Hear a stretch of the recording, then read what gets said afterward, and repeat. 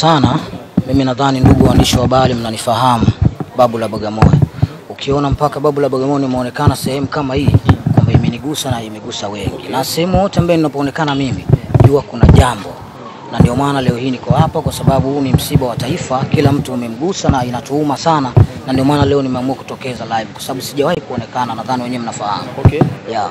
Kwa hiyo nafurahi sana na nimefurahi pia kuona waandishi wa habari kuwa wengi zaidi na zaidi kukusanyika kwa ajili ya dada yetu, mdogo wetu, ndugu yetu.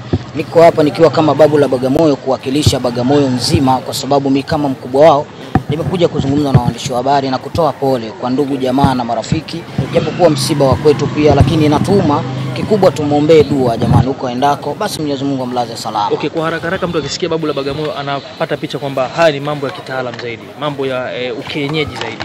Tupitishe hapa. Jana tumeona the way ambavyo watu kama wewe wanafanya kazi kama yako wakipagana katika kupokea mwili. Jambo ambalo lilizua taharuki sana kwenye mitandao ya kijamii. Hilo unalizungumziaje? Kwanza ningependa niwaambie Watanzania ama ningependa kuwaambia wananchi ama ningependa kuwaambia wanadamu kama kitu cha kwanza kabisa wanaposikia Babu la Bagamoyo, mimi ni Chief Babu la Bagamoyo, ni mtu ambaye natumia uwezo kupitia ufalme wa jeneza na ukuu wa fimbo. Hayo ndio maisha yangu kwa sababu mimi toka nikue naishi kwenye jeneza na lala kwenye jeneza. Kwa hiyo nina ukuu mkubwa. Mimi sio mganga. Sio, umeelewa?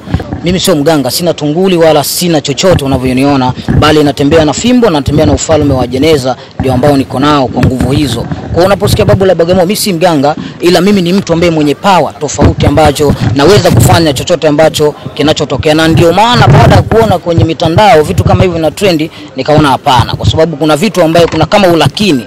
Nikaona hapa inapaswa niwepo Babu la Bagamoyo ili kuangalia kweli kinachosemekana ni kweli au la. Na ndio maana leo niko hapa kwa sababu nisingefika. Mara nyingi sihudhurii kwenye misiba mimi. Sio kama sipendi, napenda, lakini kwa sababu ya mimi ukubwa wangu ninapoonekana nitaonekana yani ni tofauti kidogo.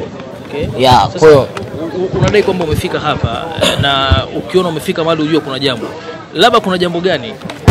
Kutokana na vitu ambavyo vinavyotrend kwa kuzungumzika kwamba dada yetu ametotoka lakini kwa nguvu za giza. Kwa hiyo kiukweli mimi kama mimi hiyo imeniuma na imenitachi sana na kiukweli sijafurahia na wala sijapenda.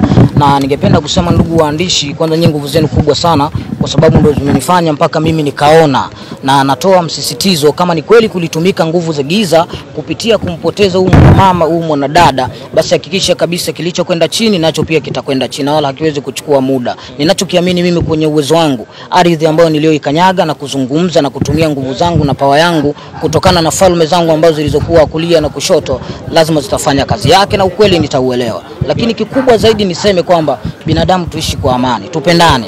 Usifanye kitu ambacho ukamuaffect mwenzio mpaka ukamtoa kwenye ulimwengu wa dunia, sio kitu kizuri ndugu zangu. Yaani hilo lazima tujifunze na tujue. Ukiniona nimefika sehemu, narudia, ukiniona nimefika sehemu Babu la Bagamoyo sijawahi kuonekana kwa waandishi wa habari namna hii, inamaanisha kwamba kuna kitu na kuna jambo. Na nimekuja hapa na kuwasihi watu wengine pia walete utulivu wa kutosha, wasilete fujo kwa sababu msiba, nadhani nyinyi wote ni wafiwa hapa. Hakuna hata mtu mmoja ambaye hajafiwa. Mnafahamu kabisa uchungu wa msiba. Mnajua nini maana ya kufiwa. Hii happy ambayo ninazungumza mimi sio happy ambaye anayezungumza aliyefiwa na dada yake ama na mama yake ama na mwanae. Ni tofauti. Kwa lazima tuuchukulie msiba kama ni jambo kubwa sana ambalo limetugusa wote, na tulijue na tujue jinsi gani ambayo tutaweza kumuombea kwa wote kwa pamoja ili mradi akaishi mahali pema peponi. Yeah. Pengine watu wanaweza kuwa wamekuona leo. Ishawahi kutokea labda kabla marehemu wakati yuko kwenye uhai wake ukazungumza naye au kitu chochote ambacho umewahi kumsaidia pengine labda? Okay, umeniuliza swali zuri sana ndugu mwandishi, lakini ningependa kusema kitu kimoja. Unajua mimi ni mtu ambaye kusafiri sana, alafu muda mrefu sana huwa napendaga sana kujichimbia sana Bagamoyo kwenye mizimu yangu. So mimi natumia nguvu za mizimu. Kwa hiyo mimi nilikuwa sikupata bahati, ila nilikuwa naona hivi vitu kwenye mitandao. Wakati huo alikuwa tayari ameshasafirishwa, lakini nikasema kwamba siku akirudi nitakwenda kuonana naye ili nami nikatie nguvu zangu nikiwa kama Babu la Bagamoyo. Lakini kwa bahati mbaya nadhani Mungu akupenda, nafasi haikupatikana.